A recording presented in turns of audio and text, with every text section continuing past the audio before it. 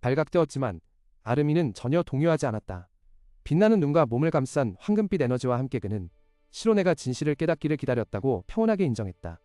갑작스러운 변화에 당황한 시로네는 황급히 물러서며 주변의 가구들을 넘어뜨렸다. 그는 서둘러 나이트와 에루키에게 아르민의 기이한 눈에 대해 경고하려 했으나 모든 공간이 정지해 있었다. 초기 충격이 가신 후 시로네는 아르민에게서 뿜어져 나오는 강력한 기운이 마법임을 깨달았다. 바로 그때 아르민은 자신감 있게 정체라는 이름의 마법을 사용했다고 밝혔다. 시로네는 자신이 광속으로 시간 마법의 경지에 도달한 마법사와 마주하고 있다는 것을 믿을 수 없어 경악했다. 시로네가 여전히 충격에 휩싸여 있는 동안 아르민은 침착하게 그에게 앉으라고 권하며 이제 시간이 많으니 차분하게 이야기할 수 있다고 덧붙였다. 그들 주위의 공간은 무한한 차원으로 변모했으며 모든 것이 아르민의 마법 속에 정지되어 있었다. 이 상상할 수 없는 힘에 압도당한 시로네는 극심한 혼란과 당혹감 속에서 웃음을 터뜨렸다. 이를 본 아르민은 사실 자신이 늘 걱정해왔다고 고백했는데 시로네가 조만간 진실을 깨닫게 될 것임을 알고 있었기 때문이었다. 이 말을 들은 시로네는 고개를 들어 아르민이 정말로 자신이 그의 비밀을 알아낼 것을 미리 알고 있었느냐고 놀라서 되물었다. 아르민은 보통 사람들이 눈을 통해 빛을 받아들여 시각 정보를 재현하는 반면 자신의 눈 자체가 빛이라고 차분하게 설명했다. 그는 시론을 만난 순간부터 둘 다 공통된 경험을 공유하고 있음을 깨달았다고 밝혔다. 시론은 깜짝 놀라 자신이 생각하는 그 경험이 맞는지 더듬거리며 물었고 아르민은 그것을 확인해 주었다. 아르민은 그들의 공통된 경험을 불멸기능이라고 불렀다. 이 구절을 듣자 시론은 더욱 경악하며 몸을 떨었다. 그는 그것에 대해 더 묻기 위해 용기를 쥐어짰다. 아르민은 불멸기능이 무한으로 이끄는 문이며 그 문을 연 자들은 열쇠를 여는 자들이라고 불린다고 설명했다. 이어서 아르민은 시론을 똑바로 바라보며 그 역시 그 문을 열었다고 단언했다. 아르민은 문을 연 자들의 정신은 곧 무한의 영역과 융합될 것이라고 덧붙였다. 아르민은 엄청난 힘과 그 힘이 가져다주는 자유로움에 대해 설명했다. 시론은 걱정스러운 표정으로 들었지만 아르민은 한계를 넘지 않으면 정신이 파괴되지 않을 것이라고 그를 안심시켰다. 그 말을 듣고 시론은 친구들에게 항상 숨겨왔던 비밀을 망설이며 털어놓았다. 그는 매일 밤 온 우주를 꿈꾸며 이 초자연적인 경험이 자신을 이성을 잃고 있다고 느끼게 하고 극도로 위험하다고 생각하게 만든다고 말했다. 시론이 두려움을 표현하자마자 반짝이는 에너지 흐름이 그의 몸에서 발산되기 시작하며 그를 찬란한 아우라로 감쌌다. 이 광경을 목격한 아르민은 평온하게 미소 지었다. 그는 시론이 위험에 처한 것이 아니라 오히려 마법 그 자체로부터 사랑받고 총애받는 것처럼 보인다는 것을 깨달았다. 아르민은 시론이 겪고 있는 증상들이 필연적인 것이라고 말했다. 시론이 무한한 영역 즉 우주에 닿고 있기 때문이라는 것이다. 아르민에 따르면 그토록 광활하고 강력한 공간과 마주하는 누구라도 극심한 두려움을 느끼게 될 것이라고 한다. 이 강력한 자극은 대개 깨달음으로 이어져 그 사람에게 공간에 대한 전능한 힘을 부여하게 된다. 그러나 아르민은 시론이 느끼는 두려움이 공간과 무관하다고 지적했다. 시론은 완전히 다른 무엇인가와 마주하고 있다는 것이다. 아르민은 시론이 그 무엇인지 깨닫는 순간 모든 걱정이 사라질 것이라고 안심시켰다. 그 말을 듣자 시론은 희망에 차서 어떻게 해야 그것을 알 수 있는지 물었다. 아르민은 자신도 언제일지는 모르지만 결국 시론이 알게 될 것이라고 태연하게 답했다. 이 과정은 매우 빠르게 진행될 수도 있지만 시론의 평생에 걸쳐 이어질 수도 있다고 덧붙였다. 시론은 해답을 찾는데 평생이 걸릴 수도 있다는 전망에 할 말을 잃었다. 시론이 혼란스러워하는 것을 본 아르민은 그에게 걱정하지 말라고 부드럽게 조언했다. 아르민은 시로네에게 두려움을 안겨준 무언가가 사실 그의 내부에 존재했으며 단지 그가 아직 그것에 이름을 붙이지 못했을 뿐이라고 계속 설명했다.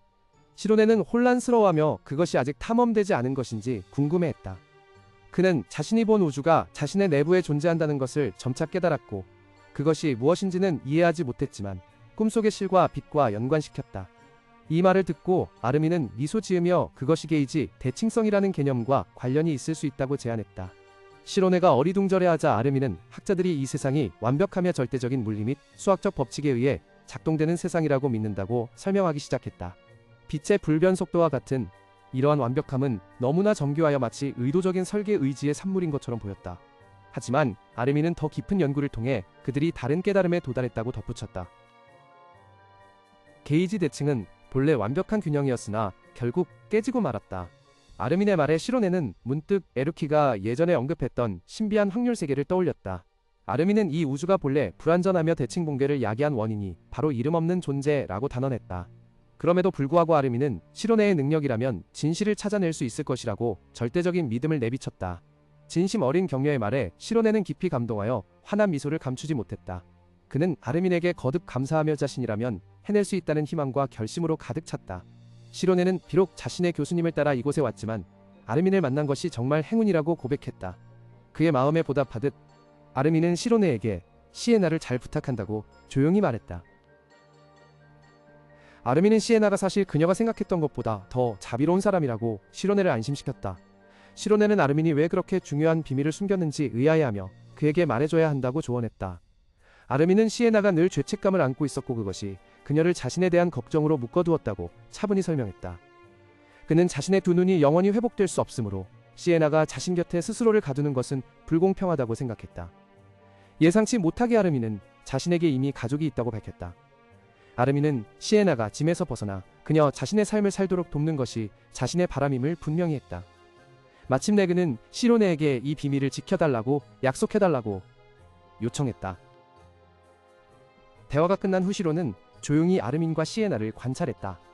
아르민은 시에나가 막 완성한 초상화 즉 그가 떠나기 전 선물에 대해 감사를 표했다. 시에나는 그것을 친한 사람들 사이의 사소한 일로 여겼다. 밖에서 시에나는 시론과 다른 수련생들과 함께 아르민을 배웅했다. 시에나는 아르민이 새로운 거처에 정착한 후 편지로 연락을 유지하고 싶다고 말했고 아르민은 답장하겠다고 동의했다. 그는 또한 수련생들에게 가서 학업에 최선을 다하라고 당부했다. 작별 인사가 끝난 후 시에나가 막 떠나려던 참외 밝은 빨간 머리를 가진 낯선 여인이 쇼핑백을 가득 든 채 즐겁게 달려왔다. 그녀는 다정하게 크게 불렀다.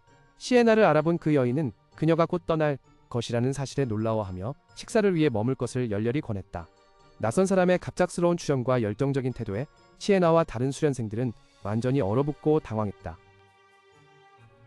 여인은 시에나의 당황한 기색을 알아채고 말을 건넸지만 시에나는 너무 민망한 나머지 급히 일이 바쁘다는 핑계를 대며 시로네를 끌고 그 자리에서 벗어났다. 평온하게 작별 인사를 건네는 아르민을 뒤로 한 채 그들이 시야에서 사라지자 아르민과 여인 사이의 분위기는 더욱 진지해졌다. 그녀는 방금 전 아르민의 놀란 표정에 대해 언급했지만 그는 즉시 이를 일축하고 상황 보고를 요구했다. 여인은 크레아스를 떠나 켈베라로 가야 한다고 말하며 방해꾼들은 빛의 눈이라는 칭호를 가진 아르민의 상대가 되지 못할 것이라고 단언했다. 그러나 그녀는 갑자기 말을 멈췄고 아르민 또한 침묵 속에 멈춰 섰다. 그 정적 속에서 그녀는 그에게 더욱 심오하고 강력한 의미를 지닌 또 다른 호칭을 부여했다. 영원의 영혼을 찾는 자. 아르민이 아내와 함께 떠날 준비를 할 때 그녀는 그들에게 맺은 계약을 상기시키며 그들이 사랑하는 사람들의 생명이 위험에 처해 있다고 강조했다. 아르민은 그녀를 안심시키며 시에나가 이 위험한 진실에 대해 전혀 모른다고 단언했고 약속을 지키겠다고 확언했다. 한편 시에나는 차갑고 굳은 표정으로 걸어갔다. 멀리서 나이드와 그의 하구들이 몰래 지켜보고 있었다. 시에나의 좋지 않은 기분을 알아차린 나이드는 위태로운 상황임을 속으로 깨달았다. 그는 학원으로 돌아가면 그녀를 미행한 죄로 일행 전체가 처벌받을 것이며 최악의 경우 그들의 연구팀이 해산될까봐 두려웠다. 절망 속에서 나이드는 시에나를 불렀고 그녀는 걸음을 멈추고 돌아보았다. 네이드는 모두가 배고프니 함께 식사를 하는 게 어떻겠냐고 제안했다. 기분이 좋지 않았음에도 시에나는 그 제안에 동의하며 온갖 문제를 일으킨 후 학생들이 분명 배가 고플 것이라고 생각했다. 그녀는 음침하게 배가 터질 때까지 먹을 것이라고 말했다. 시로네는 시에나가 아르민과 헤어질 생각에 슬퍼하고 있음을 눈치챈고 그래서 그녀의 기분을 다시 좋게 해주겠다고 결심했다. 그러나 2시간 후 그들의 계획은 완전히 실패했다. 식당 안에서 시에나는 완전히 술에 취해 계속 술을 더 달라고 했고 네이드와 시로네를 포함한 학생들은 그녀에게 그만하라고 다급히 애원했다. 그들을 위로하려던 노력은 통제불능의 난잡한 술 파티로 변해버렸다.